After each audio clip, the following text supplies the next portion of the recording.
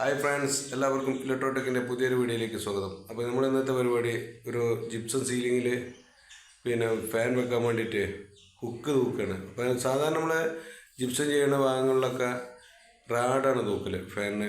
അപ്പോൾ ഈ റാഡ് തൂക്കുമ്പോൾ ചെറിയ ബുദ്ധിമുട്ടുകളും കാര്യങ്ങളൊക്കെ ഉണ്ട്. അപ്പോൾ ഈ ഹുക്ക് തൂക്കുമ്പോൾ തന്നെ ഗുണവും മെച്ചവും എന്താണ് എങ്ങനെയാണെന്നുള്ളതൊക്കെ ഈ വീഡിയോയിലൂടെ കാണാം, അതിൻ്റെ മെഷർമെൻറ്റും കാര്യങ്ങളൊക്കെ. അപ്പോൾ നമ്മൾ ഈ വീഡിയോ പൂർണ്ണമായിട്ടും കാണുക, സ്കിപ്പ് ചെയ്യാതെ കാണുക. അപ്പോൾ കാണുമ്പോൾ അതിൽ എങ്ങനെയാണ് ഇതിൻ്റെ മെഷർമെൻ്റ് എടുക്കലും ഫിറ്റിങ്ങും കാര്യങ്ങളൊക്കെ നിങ്ങൾക്ക് പൂർണ്ണമായിട്ട് കാണാൻ പറ്റും. അപ്പോൾ ആദ്യമായിട്ട് കാണുന്ന ആളുകളൊക്കെ ഒന്ന് സബ്സ്ക്രൈബ് ചെയ്യുക, ലൈക്ക് ചെയ്യുക, ഷെയർ ചെയ്യുക.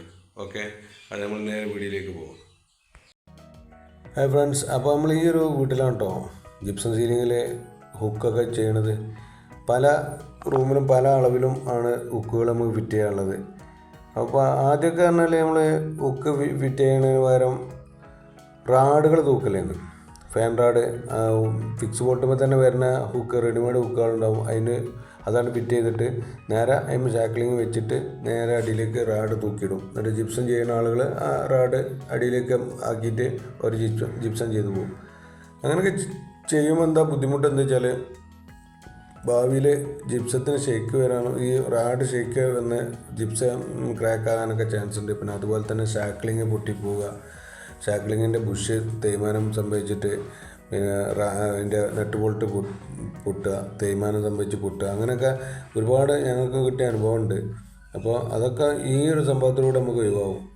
ഇതുപോലെ തന്നെ ഹുക്കുകൾ വെച്ച് കഴിഞ്ഞാൽ ആംഗ്ലർമ തന്നെ നമ്മൾ ഹുക്കുകൾ ഇതുപോലെ ഫിറ്റാക്കി കഴിഞ്ഞാൽ കറക്റ്റ് നമ്മൾ ആ ഹുക്ക് മാത്രമേ താഴത്തേക്ക് കിട്ടുള്ളൂ.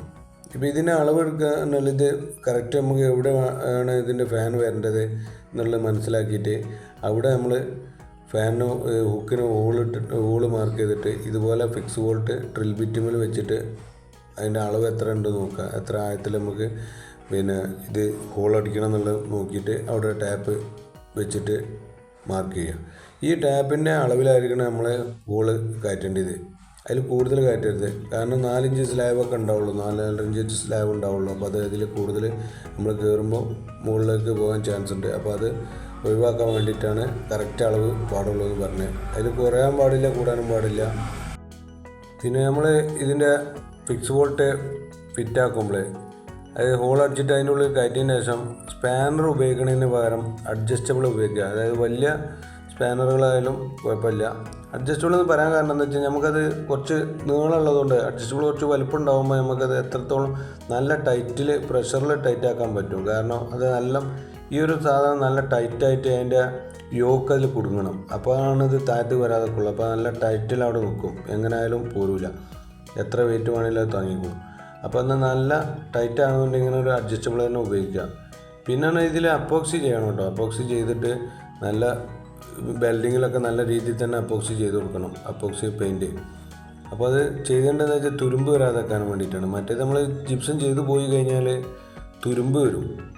എങ്ങനെ ഈ അപ്പോക്സി ചെയ്തില്ലെങ്കിൽ വെൽഡിങ്ങിൻ്റെ ഭാഗങ്ങളിലൊക്കെ പെട്ടെന്ന് തുരുമ്പ് വരും. അത് ഒഴിവാക്കാനാണ് നമ്മൾ അപ്പോക്സി ചെയ്യണത്. കണ്ടില്ലേ, ഫുള്ള് എല്ലാ ഭാഗവും അപ്പോക്സി ചെയ്ത് ഫ്ലക്സ് ഇട്ടിട്ട് നമ്മൾ ഹുക്കിലേക്ക് ആ വയറ് എത്തിച്ചിടുക. അപ്പോൾ സീലിങ് ജിപ്സം ബോർഡ് കയറ്റുന്ന സമയത്ത് ആ ഹുക്ക് മാത്രം താഴത്ത് കാണുള്ളൂ, ഹുക്കും ഈ വയറും മാത്രം. അപ്പോൾ ഇത് പല റൂമിലാണ് നമ്മൾ ചെയ്യാറുള്ളത്. പല റൂമിലും ചെയ്യുമ്പോൾ വ്യത്യസ്ത അളവാണ് നമുക്ക് കിട്ടുക. അപ്പോൾ ഒരേ അളവല്ല സീലിങ്ങിലും. അപ്പോൾ വ്യത്യസ്ത അളവിലാവുമ്പോൾ നമുക്ക് അതുപോലെ തന്നെ മെഷർമെൻറ്റ് എടുക്കേണ്ടതായിട്ടുണ്ട്. ഒരേ അളവാണെന്നുണ്ടെങ്കിൽ നമുക്ക് ഒരൊറ്റ അളവിൽ തന്നെ ഇതെല്ലാം കൊടുക്കാം. പക്ഷേ അങ്ങനെയല്ല. അപ്പോൾ പല അളവാകുമ്പോൾ അതേപോലെ തന്നെ നമുക്ക് മെഷർമെൻറ്റ് കറക്റ്റായിട്ട് എടുക്കണം. അല്ലാന്നുണ്ടെങ്കിൽ അത് നമുക്ക് ഫിറ്റ് ചെയ്യാൻ പറ്റാത്തൊരു കണ്ടീഷൻ വരും. അപ്പോൾ അളവെടുക്കുമ്പോൾ പ്രത്യേകം ശ്രദ്ധിക്കുക. ഓരോ ഭാഗം അളവെടുക്കുമ്പോൾ പേപ്പറിൽ എഴുതി മാർക്ക് ചെയ്ത് കൊടുക്കുക.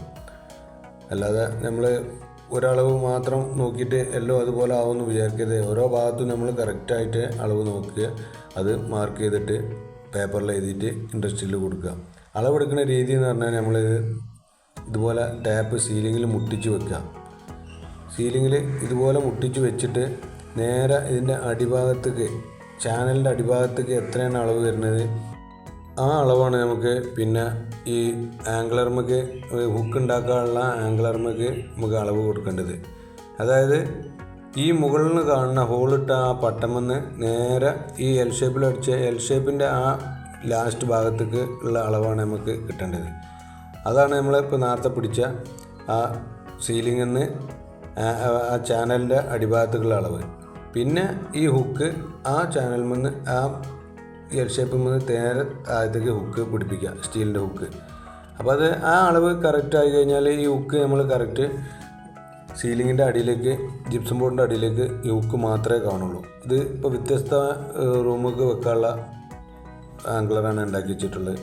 ലാസ്റ്റ് ബോർഡ് കയറ്റി കഴിഞ്ഞാൽ നമ്മൾ അളവൊക്കെ ക്ലിയർ ആയി കഴിഞ്ഞാൽ ഇതുപോലെ നമുക്ക് ഹുക്ക് ഇതേ ഒരു പൊസിഷനിൽ നമുക്ക് കിട്ടും. ഫാന് തൂക്കാൻ വേണ്ടിയിട്ട് കറക്റ്റായിട്ടുള്ള ഒരളവിൽ കിട്ടും.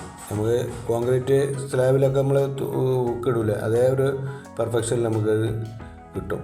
പിന്നെ വേണമെങ്കിൽ ഹുക്ക് ഫാന് തൂക്കാതിരിക്കുക, എന്തും ചെയ്യാം. അപ്പോൾ ഈ ഒരു ഹോള് കാണുന്നുണ്ടല്ലോ, ഇത് നമുക്ക് എന്ത് ചെയ്യാം, ഇത് അവർ ബോർഡ് ഹുക്ക് കയറാൻ വേണ്ടിയിട്ട് ഒരു ഹോൾ ഇട്ട് കൊടുക്കേണ്ടതാണ്. ഈ ഹോൾ നമുക്ക് പ്ലാസ്റ്റർ പാരിസ് ചെയ്ത് ഇതുപോലെ അടച്ചു കൊടുക്കുക. അപ്പോൾ അടച്ചു കൊടുക്കുമ്പോൾ എന്താ വെച്ചാൽ നല്ല ക്ലിയറായിട്ട് നമുക്ക് സീലിങ്ങിൽ, കോൺക്രീറ്റ് സീലിങ്ങിൽ നിൽക്കുന്ന അതേ ഒരു ഫീൽ കിട്ടും. അപ്പോൾ ഈ റാഡ് തൂക്കി ചെയ്യണ നമ്മളെ കൂട്ടുകാരുണ്ടെങ്കിൽ ഒന്ന് ഇതുപോലെ ഒന്ന് ചെയ്ത് നോക്കുക. അപ്പോൾ അറിയാത്ത കൂട്ടുകാർക്ക് വേണ്ടിയിട്ടാണ് അവരൊന്ന് ചെയ്ത് ഒന്ന് പരീക്ഷിച്ച് നോക്കി അടുത്ത സൈറ്റിൽ. അപ്പോൾ അതിൻ്റെ വ്യത്യാസം നമുക്ക് മനസ്സിലാവും. നമ്മളൊരു വർക്കിൻ്റെ ഒരു പ്രൊഫഷണൽ ടച്ച് അപ്പോൾ അവിടെ കൊണ്ടുവരാൻ പറ്റും. അപ്പോൾ ഒരുവിധം കൂട്ടുകാരൊക്കെ റാഡ് തൂക്കി ചെയ്യുന്ന ആൾക്കാരാണ്. അപ്പോൾ അതൊക്കെ ഇങ്ങനെ ചെറുതായിട്ട് നമ്മളെ വർക്കിൽ ചെറിയ മാറ്റം വരുത്തുമ്പോൾ തന്നെ ഒരു നല്ലൊരു അഭിപ്രായം വരും. അപ്പോൾ അതുപോലെ ഒന്ന് ചെയ്ത് നോക്കുക. അറിയാത്ത കൂട്ടുകാർ ഈ ഒരു അളവും കാര്യങ്ങളൊക്കെ വെച്ച് നോക്കുക. ഈ ഒരു വീഡിയോ ഇവിടെ അവസാനിക്കുകയാണ്. അടുത്ത വീഡിയോ കാണുന്നവരെ ബൈ.